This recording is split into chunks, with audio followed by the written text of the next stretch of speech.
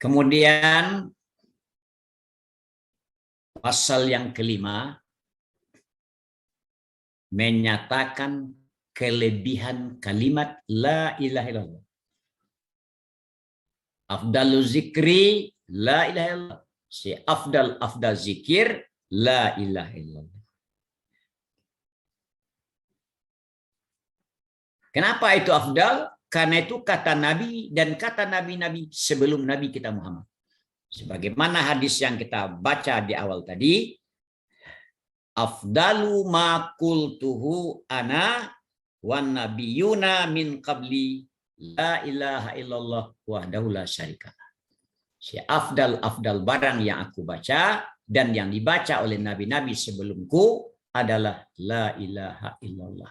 Karena di dalam kandungan la ilaha illallah itu disitulah terletaknya tauhid yang sempurna. Kemudian lagi hadis Nabi tentang kelebihan la ilaha illallah. Apa kata beliau? Beliau berkata kepada Nabi Musa, "Ya Musa, wahai Musa, lau annas samawati sab'a, andaikan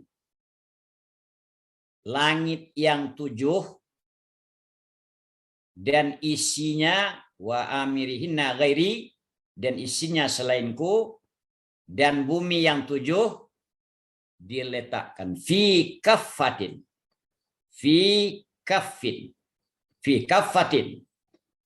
diletakkan bumi, isinya langit dan isinya diletakkan di satu daun timbangan, dan la ilaha illallah fi kaffatin, diletakkan pula la ilaha illallah di daun timbangan yang lain.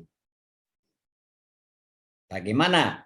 Lamalat, sungguh cenderung berat timbangan kalimat la ilaha illallah itu daripada langit, bumi, dan isi keduanya. Itu maka dikatakan afdalu zikri la ilaha illallah. Man kana akhiru kalamihi la ilaha illallah dakhalal jannah. Orang-orang yang ada akhir kalamnya la ilaha illallah masuk surga.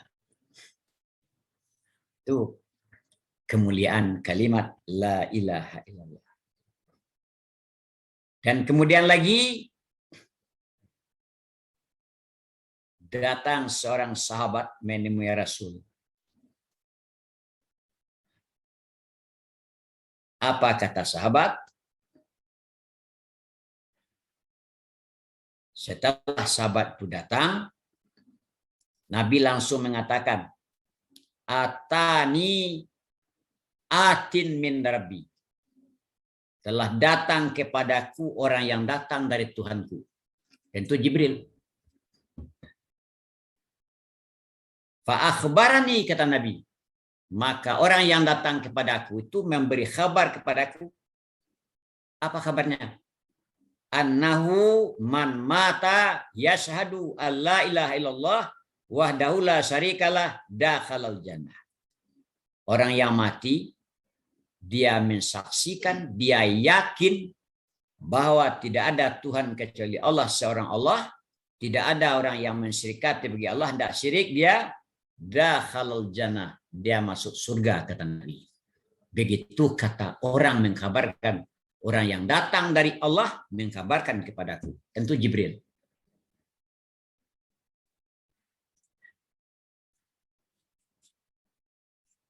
Kemudian lagi kata Nabi, man dakhalal qabra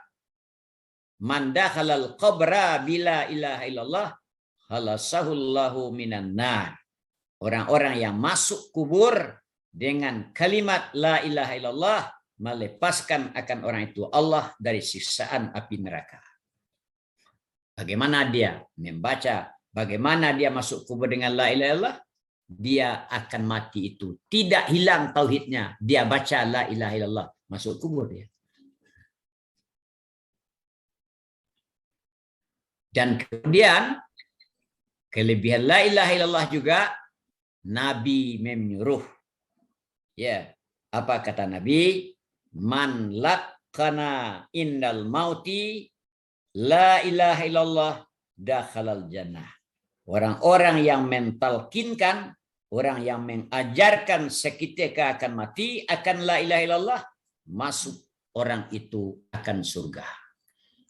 Jadi la ilaha illallah ini bermanfaat untuk kita yang membaca dan untuk orang yang dibacakan. Untuk kita orang hidup dan untuk kita orang mati. Kalimat la ilaha illallah itu bermanfaat. Begitulah ketinggian kalimat la ilaha illallah. Hadis ini dalam satu hadis, lakinu mautakum. Ajarkan dalam satu hadis tadi, lakinu indal maut. Malakkana indal maut. Orang yang mengajarkan seketika akan mati, belum mati orang lagi. Hadis yang lain, lakinu mautakum la ilaha illallah. Ajarkan olehmu kepada orang mati kamu la ilaha illallah. Ini pun disurahkan oleh orang yang hampir mati. Kalau orang sudah mati, apa gunanya baca la ilaha illallah? Dia tidak mendengar katanya. Sebetulnya, ajarkan olehmu akan orang mati kamu, memang orang mati. Kalau kalimat ada maknanya, ada makna hakiki dan ada makna majazi, tidak boleh dipalingkan kepada majazi kalau tidak ada karenah yang melarang kepada makna hakiki. Ya orang mati. Kalau pada orang hampir mati yang tadi, lakinu indal maut. Kalau lakinu mautakum, memang orang mati diajarkan. Karena orang mati itu bukan peka, dia mendengar. Karena mati itu bukan habis. Mati itu berpisah. Roh dengan tubuh. Yang mendengar itu siapa? Roh. Walaupun hidup kita, yang mendengar roh juga. Tapi dia mendengar melalui telinga. Yang melihat roh juga, tapi dia melihat melalui mata. Setelah dia keluar, tidak melalui siapa? Dia melihat, dia mendengar. Buktinya ada pula. Di waktu peperangan Badar.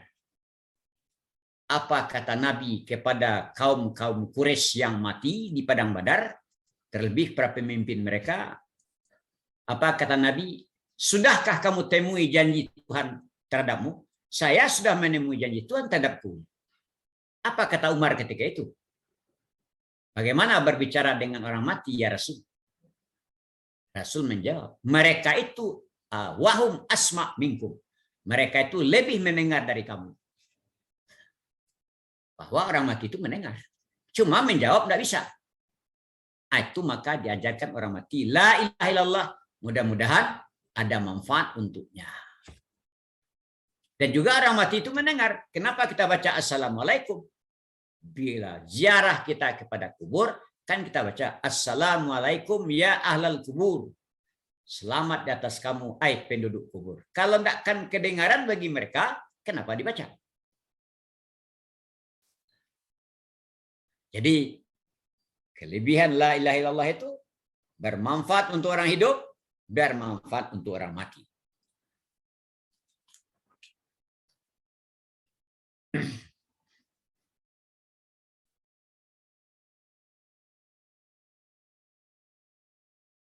Kemudian apabila kata Nabi lagi, laisa ala ahli la ilaha illallah wahsatun fi kuburihim wala fi nusurihim.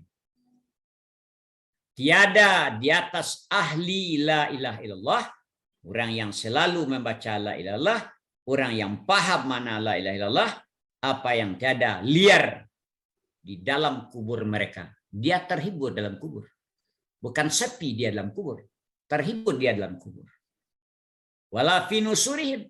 Tidak pula sepi, tidak pula liar di waktu mereka dikumpul dari kiamat. Dia terhibur. Kalau orang ahli la ilaha illallah.